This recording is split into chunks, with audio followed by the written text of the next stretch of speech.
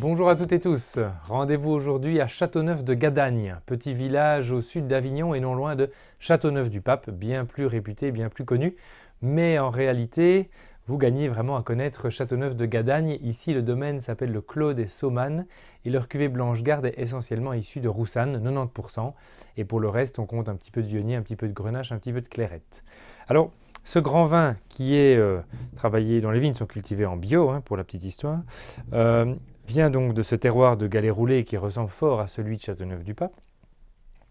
Et nous donne ici déjà des vins très colorés, très soutenus, comme souvent aussi avec la Roussanne, encore un petit peu verdâtre parce que c'est jeune, limpide et brillant. Au nez, c'est un cépage aromatique, donc c'est un cépage qui évoque un côté floral, un côté fruit à chair blanche principalement. Moi je lui trouve des nuances de pommes, des nuances de poire, de pêche blanche, de gelée de coin, on est un peu dans ce registre-là. À l'aération, un caractère floral qui ressort indiscutablement. Et ça sent vraiment très très bon. C'est vraiment un parfum à lui tout seul. Voyons à présent en bouche.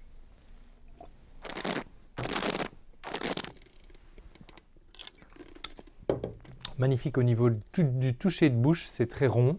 C'est vraiment un vin qui est assez opulent, qui est assez gras, qui est assez riche, comme souvent dans la région du sud de la vallée du Rhône.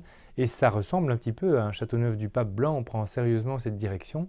Donc moi je vous invite vraiment à découvrir ce grand vin de gastronomie, car avec son volume de bouche, ça en fait un vin pour accompagner un poisson, pour accompagner du homard, éventuellement une bouillabaisse, pourquoi pas si on est dans le sud.